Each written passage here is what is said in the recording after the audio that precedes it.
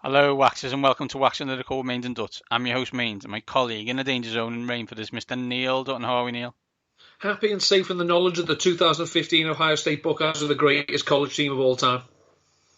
I'm going to read a headline for you. Playing without starting quarterback Connor Cook, Michigan State stuns number 3, Ohio State 17-14. Michael, I love you. You're the best wide receiver in the league. Get that nonsense out of my face. Absolute criminal comment. I understand why you say it, because you played on that team. But Ed Reed's on the phone, and he wants you to grow up. But some of the caliber of NFL talent on this roster, though, Mains, where Eli Apple, Raquan McMillan, Sam Hubbard, Gary Connolly, who was so bad the Raiders traded him to the Houston Texans, knowing they were playing him that week. I'm not being funny as well. I'm terribly sorry. You've got Joe Burrow on this roster, Michael.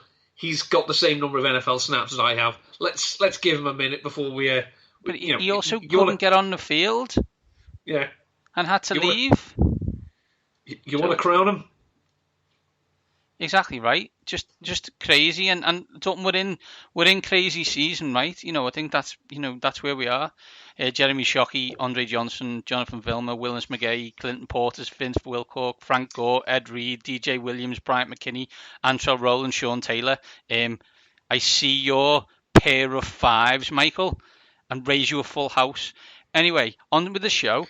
We have a couple of weird worlds. One about an old man breaking the law. And one about a naked man. We're then going to move on with some NFL news. I don't know if anybody heard. There were two amazing bits of NFL news yesterday. One was uniform related, and one was WWE related. We then got a chat about some draft busts from the past. Is there anything that teams need to be worried about going forward? And then finally, we're going to look at some draft props and guess where we think they will land. So, Neil, let's get on with this shizzle with a little bit of Weird World.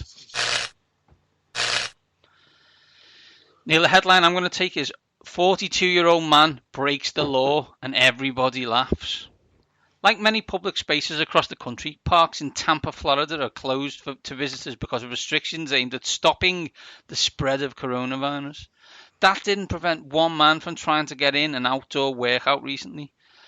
The scofflaw was none other than new Tampa Bay resident Tom Brady, according to Mayor Jane Castor. And yes, the superstar quarterback was cited, not cited. Good play on words there, CNN. She said, park staff came across Brady while patrolling a downtown park, Castor said Monday during a joint news briefing. I got to tell you this story too. Now, I'm always tell people I'm not one to gossip, so you didn't hear it from me, Castor said. Neil, as someone who's been to Florida, do you think if you would have done that, you would have been shot? Yeah, probably. I mean, you have to say that Tom Brady, is in the vulnerable age category. So he should be, one of the last people to be out and about. But also, I think, one thing you're realizing is, you ain't the mayor around here no more, boy. The thing I find funny, I was hoping you were social distancing gag there, with he wouldn't be able to throw the ball because of social distancing, because the players would have to be too close to him given his arm strength nowadays. But you didn't, so I'm going to do that. Bravo, Tom. Glad the rules don't apply to you. That's cool. I wonder why you wore that red hat and are friends with someone who lives in Pennsylvania Avenue. But enough of that. Next story, Neil. No nudes is good news for officers of Taneytown Police Department in Maryland. That's not a real place. Taneytown, Taney town. No, it's a kids program. It seems that someone is making life hard for officers based on a cryptic Facebook post the department posted on Monday. Please remember to put pants on before leaving the house to check your mailbox. You know who you are. This is your final warning. Some people who saw the post felt singled out. So that's some people who saw the post. One time, why you all gotta be like that? One man joked, while another woman commented, "I'll tell my husband. So sorry you had to see that." So where was this? Maryland? Yep. Denny Carter lives in Maryland. Is he This is is he is he owning this is people him doing the everywhere? sign, isn't it? This is him doing the sign, isn't it? Yeah, he is. He is. In, I love in the his idea. attempt It's to all right, alienate love. I'm just going to get the post. Dave, you've got no your pants pants on. on. Now the thing you've got there, Neil, is this is where I've moved in recent years to Great Yarmouth from Liverpool. What would you call a pair of pants? Pants your bills. Yeah, but I always call that like trousers. So like if I haven't got pants on, I'd still have bills on. But this is saying you're suggesting this dude was completely naked. Yeah. Bills for those who are unaware of undergarments. Yes, it's Bill Bills, Grundy's boxies. undies. Yeah, that Yeah. was the original. The etymology of the phrase is Bill Grundy's undies underpants. Bills. There you go. Yeah. Please, So thank Neil, you for coming to my TED talk. have you ever left your house naked? I try not to be naked in my house. There's nobody outside my house who needs to see it. I don't even want to see it. Fair enough. Fair enough. Yeah. Me neither. It's awkward enough to eat off silence. chicken for life. Seeing any part of my uncovered body. As a man who offered, gets lumbered with, is placed with Neil regularly on boys' holidays, I can confirm that is the case. Yeah, it sickens me to my soul. Bit of self awareness / self harm here going on Waxing Lyrical this week. Neil, that's enough. Weird World. If you got some, send them over to us at waxing_lyrical. We love talking about them, even though one of them this week was NFL related. They don't have to be. Neil, let's move on and talk some NFL news. First, let's talk gorgeous NFL uni chat. The Los Angeles Chargers. Yeah, I said that. That's their name. That's where they're from. Nailed it out the park yesterday with their uniform choices for their new stadium, I guess, and their new world. Loved the numbers on the helmet, and the powder blue and yellow combo could get people pregnant. Your thoughts on the uniform, Neil? I didn't think there was a bad look in the entire bunch. As we've discussed, classic uniforms the other week. We know that the Chargers are, in the past there's a big fan following for the powder blue. I always, lean towards the dark blue. I think their dark blue, which was going back to from the mid 90s to the early 2000s, just before the Phillip Rivers era, that is back. I think as a colour rush uniform, that looks delightful. The powder blue looks great. The pants to jersey to sock combo, it's all very, very good. And the numbers on the helmet, mwah! Congratulations, Chargers. I know it's an unusual feeling, but you're winners. There's a weird thing on this, and this is where we all made the joke yesterday when we saw it that all 12 of the Los Angeles Chargers fans will be ecstatic by this. But if you get good uniforms, people like them and comment on them, and kids say, "Ooh, that's a nice top. Can I have that, Daddy?" And at the moment, LA has not got a following for either team, unless your parents or grandparents lived in Los Angeles for a long period of time. Then there's a chance they were Rams fans. Fair enough. However, Chargers need to build a fan base because they don't have one. One way to do that is magic mint uniforms and also drafting good players. Can help. Having someone, a uniform to look good in, and players that play good and look good at the same time, can, it is said, rumours suggest, help build a team's profile. Next news, Neil. How to annoy a certain area of America while bringing happiness to Charles Dagnall. Yes. That is the news that Rob Gronkowski is now a Tampa Bay Buccaneer.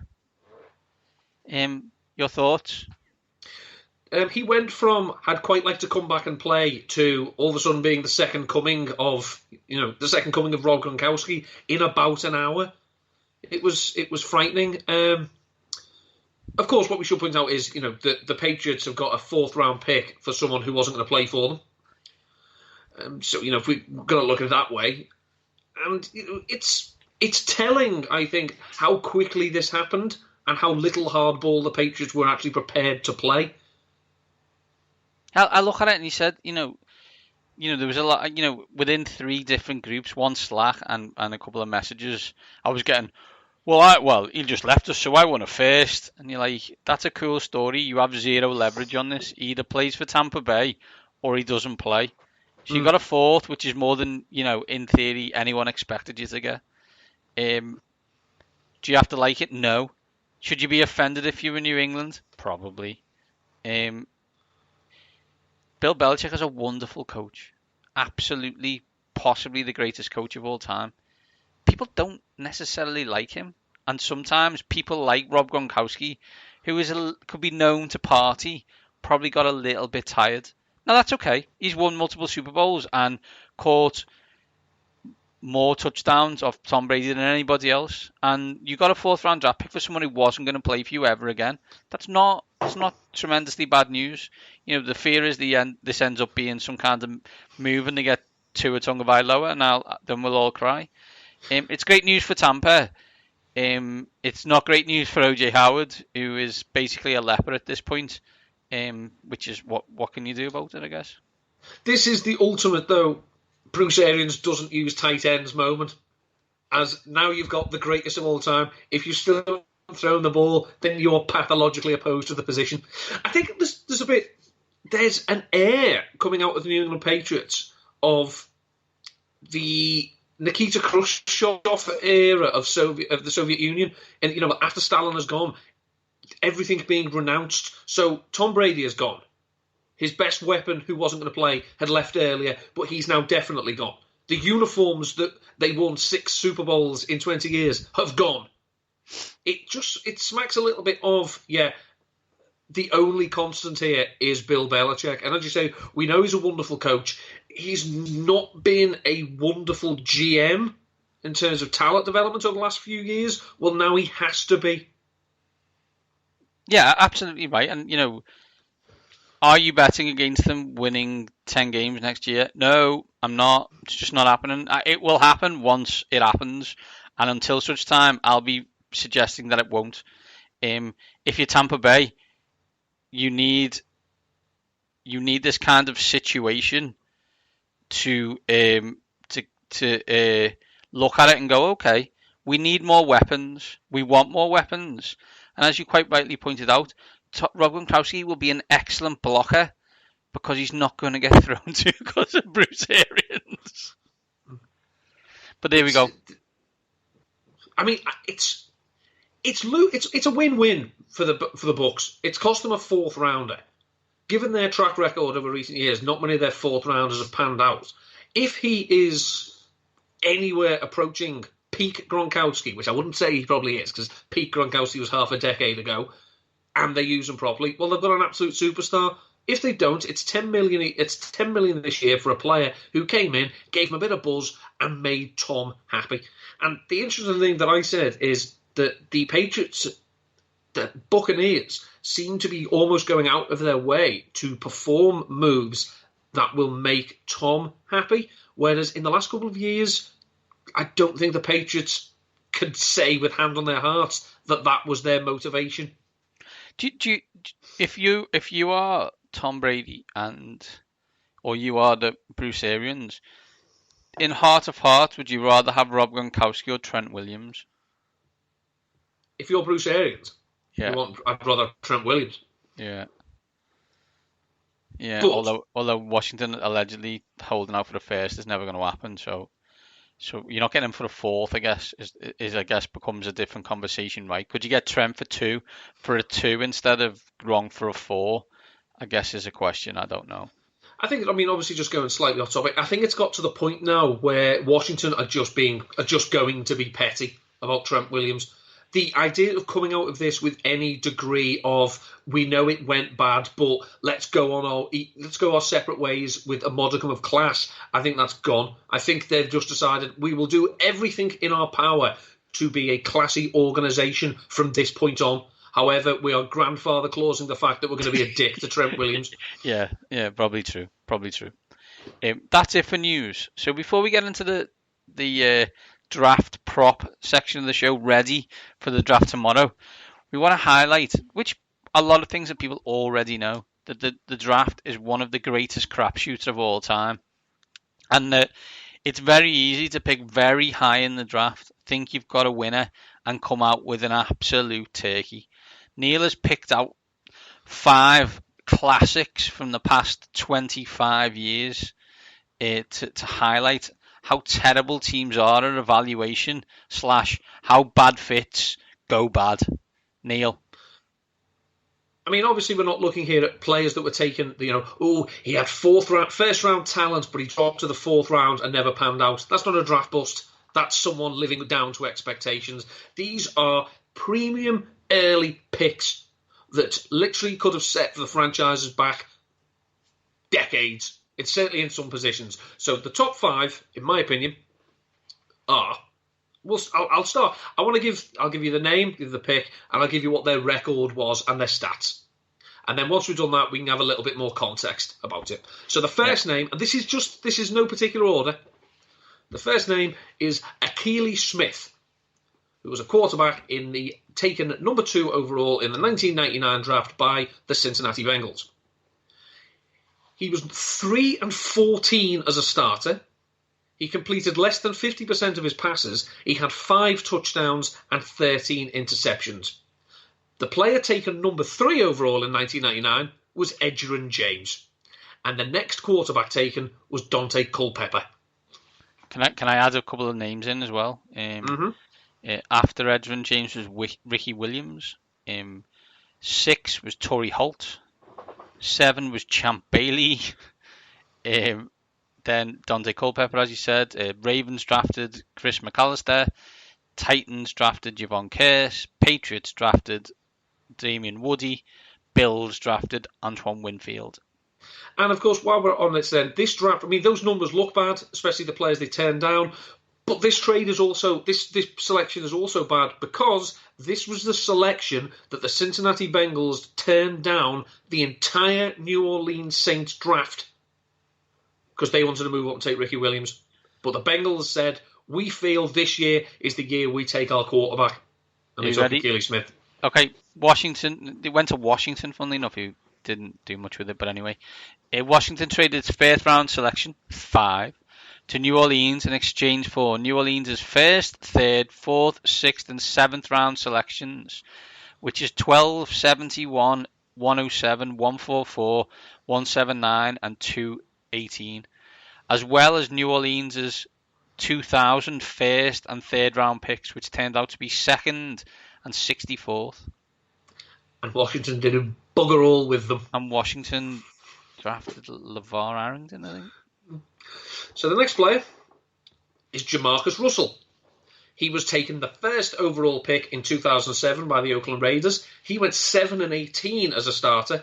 354 completions, 680 attempts, 4,083 yards, 18 touchdowns, 23 interceptions. Can I give the list? Can I give the list of the players after him? Right. By all means. So number 2, the Detroit Lions for the 57th year on the run drafted a wide receiver. However, this time they drafted Megatron. 3, Cleveland Browns named TV superstar Joe Thomas, a pretty good left tackle as well. Other picks were in 7th, the Minnesota Vikings drafted Adrian Peterson, by the way, still playing. 11, the 49ers drafted Patrick Willis. 12, the Bills drafted Marshawn Lynch. 14, the Jets drafted Darrelle Revis. Brandon Merriweather for the Patriots, 24. Joe Staley, San Francisco 49ers at 28. Greg Olsen to the Bears at 31. The thing in their favour is that you can't really look at this and say, oh, you should have taken the next quarterback, because the next quarterback was Brady Quinn.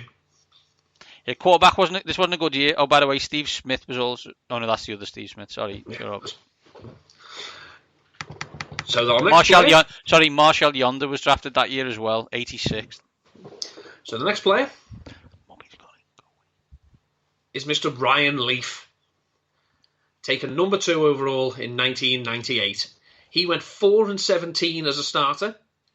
He had 3,666 passing yards, 14 touchdowns, 36 interceptions. The Chargers traded up one spot, sending a 1998 second-round pick, a 1999 first-round pick, Eric Metcalf, and Patrick Sapp, so they could draft Ryan Leaf. And the notable players still around were Charles Woodson, Fred Taylor, and Randy Moss. Randy Moss drafted 21, in case you weren't aware. He was good. Alan Faneca, also good, Neil. Patrick Surtain, also good. So bravo. Hines Ward, 92nd in the draft that year. Next, first running back. The first year of the Baltimore Ravens, the owners wanted them to take running back Lawrence Phillips early. But the Ravens said, no, we stay true to our board, and our best selection is Jonathan Ogden. That left Lawrence Phillips to fall to the Los Angeles Rams, I believe they still were then. St. Louis with you then, okay. St. Louis. So he went number 6 overall. Maybe. He had 1,453 rushing yards and 14 touchdowns, 34 receptions, 219 yards, and 1 touchdown. The Rams traded away on draft day to clear space for Lawrence Phillips, Jerome Bettis.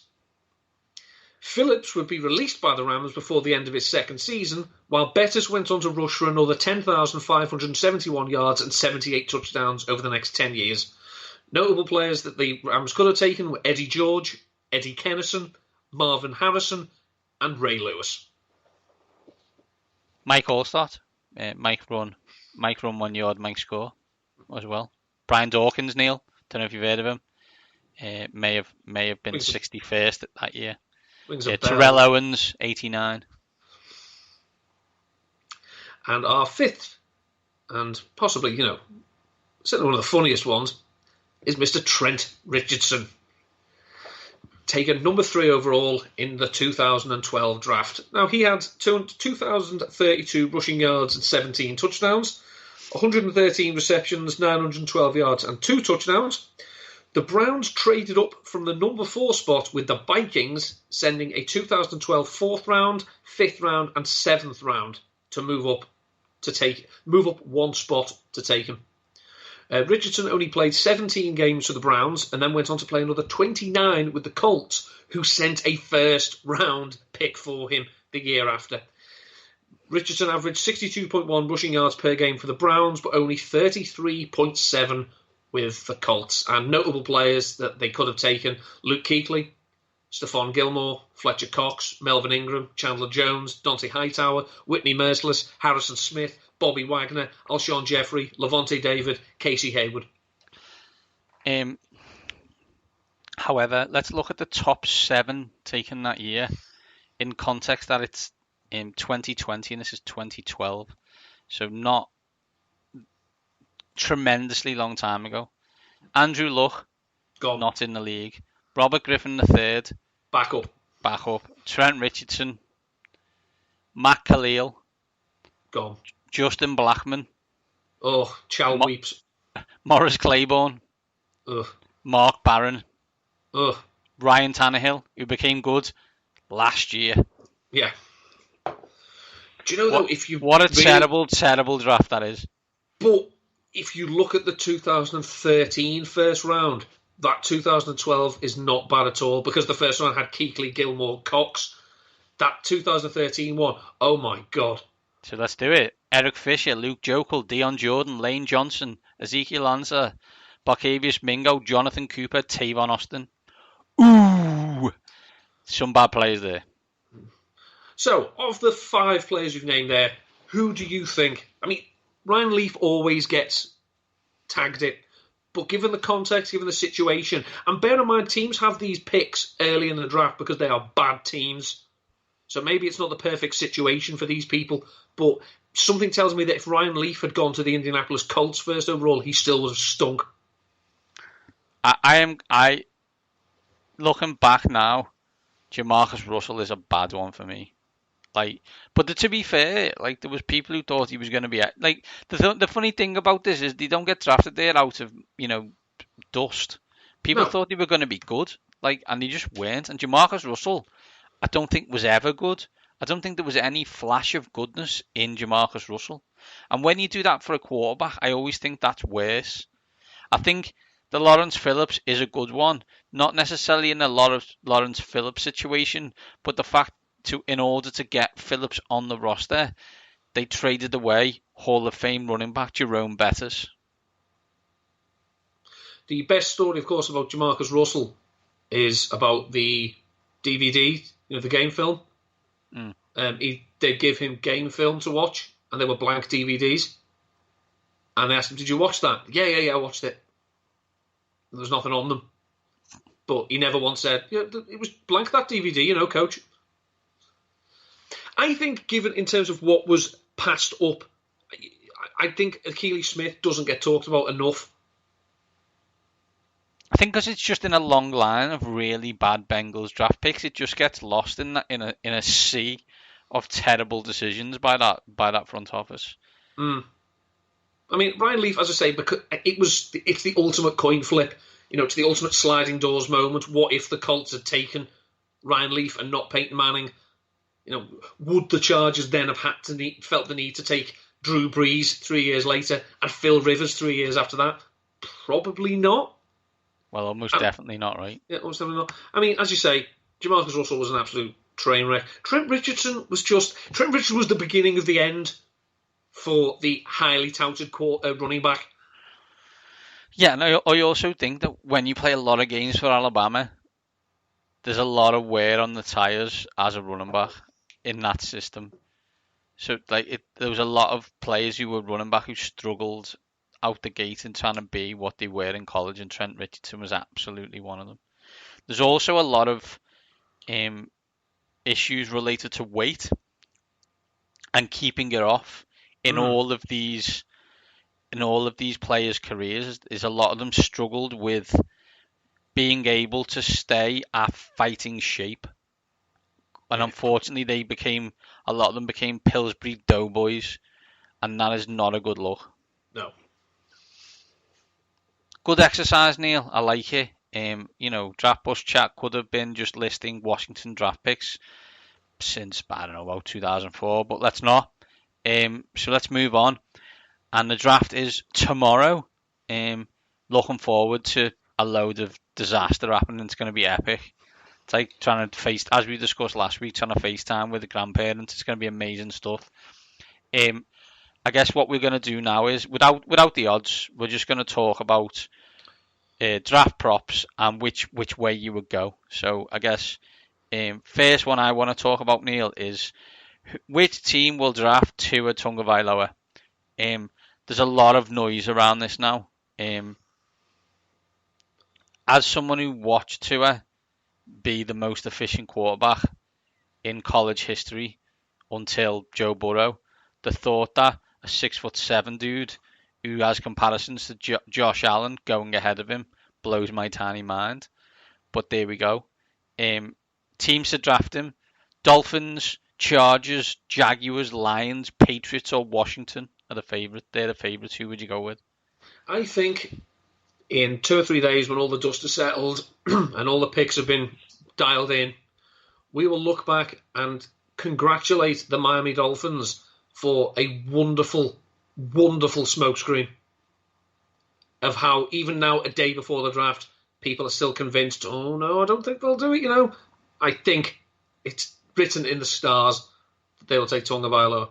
The best thing is, literally, as we're recording this, Mike Lombardi, who we have discussed, has an ear inside New England and the surrounding areas, i.e. teams who used to go there, is reporting that Miami are trying to get above the Giants, but not to draft a QB.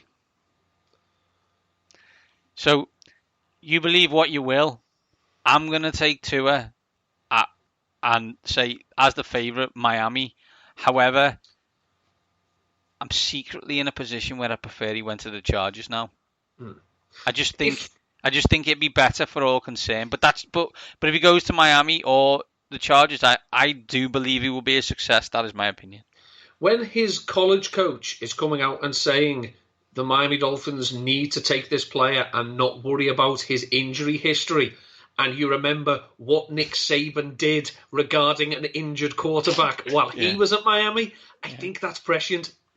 Yeah, probably. Next one, Neil. Very similar situation.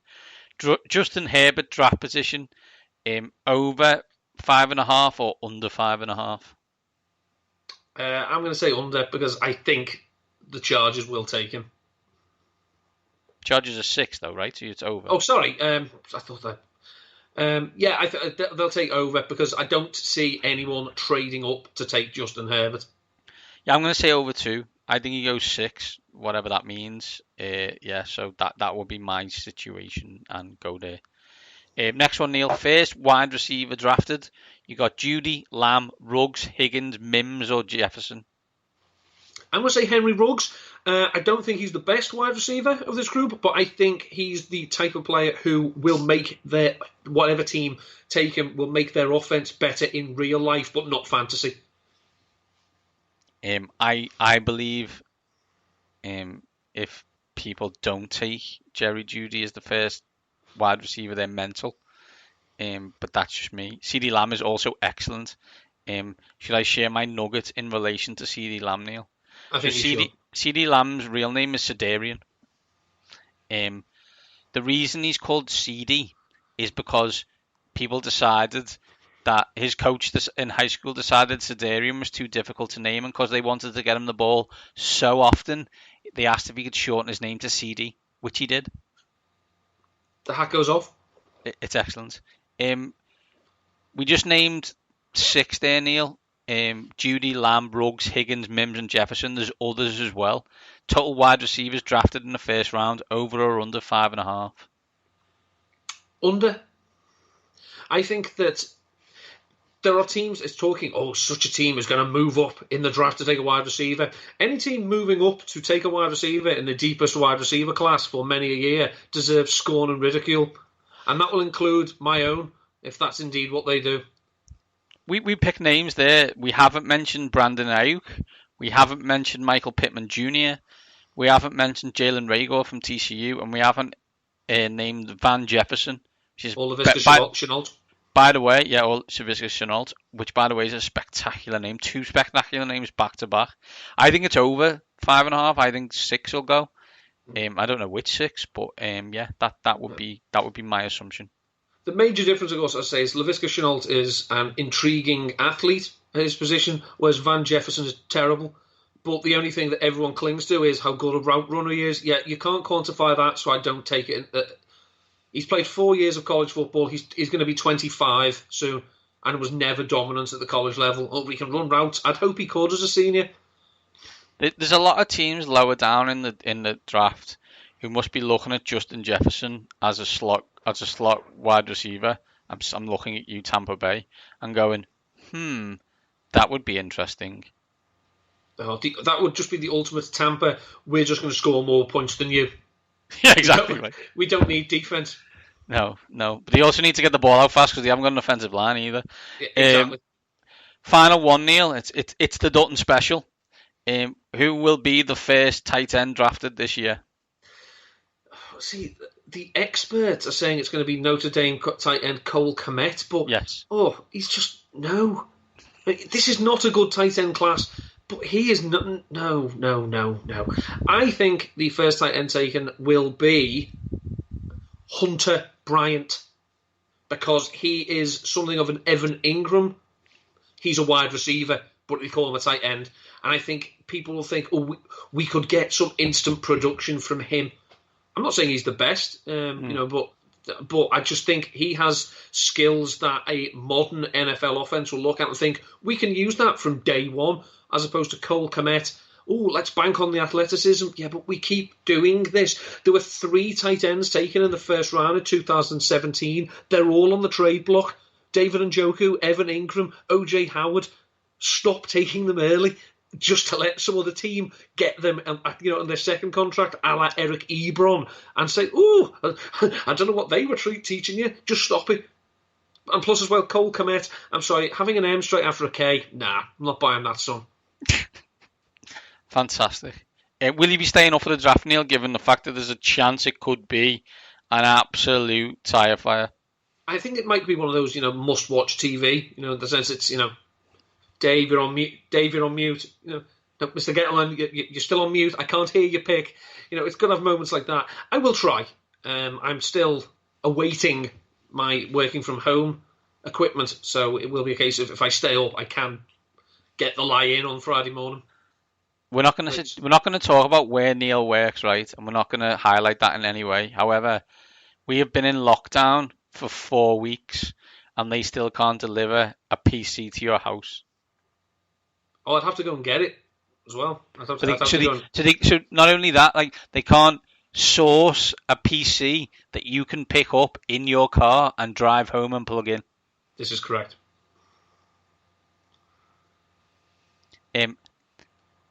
I've got so many words, but I'm not going to, Neil, as it's related to your work. So we'll just say that's not very bright. Company that Neil works for. Neil, before I get you fired, where can people catch you over the next few days? Next few days, say if you go to Ravenswire, we've done, myself and a couple of the other writers there, we've done a whole heap of articles about the best players the Ravens could take at certain positions in each round. I've done edge rusher, offensive line, and defensive cornerbacks. I'm also doing the best linebacker prospects. I will be doing some draft reactions for RotoViz and Number Fire, depending on, it'd probably be the later rounds. So players taken on Saturday. But I have nothing. I've not put my name down for anyone specific yet because I can't commit to the time. But yeah, follow me on Twitter at ndutton13, where I shall try and tweet as the draft goes on Thursday night. I want to recommend another show. The Touchdown are doing a daily show, 8:30, which is funnily enough when this show is being recorded. Today they're talking trade rumors. It's the 13th day they've on the run where they've done a live show. It's fantastic. I would highly recommend it. Some really, really good people trying to do some really good work and succeeding greatly. I would highly recommend going to the Touchdown. A gentleman called Joe Somerville is doing a history of the draft, which is absolutely fantastic. I would highly recommend it. Jimmy Somerville? No, it's George Somerville, but it's at GEO Somerville on Twitter. See, no disrespect to George, but I would tune in and listen to Jimmy Somerville talking about the NFL draft. Would you have to lower the pitch? Probably. Because that man has a high pitched voice. Oh, he did. But, don't leave me this way, mate. Made me feel mighty real, Neil. Made me feel mighty real. We are an absolute gang of dickheads. Yeah. I am at Mandy7. Combined, we are at Waxing Lyrical. After those terrible jokes, there's only one thing to say, and that's these top guys are out.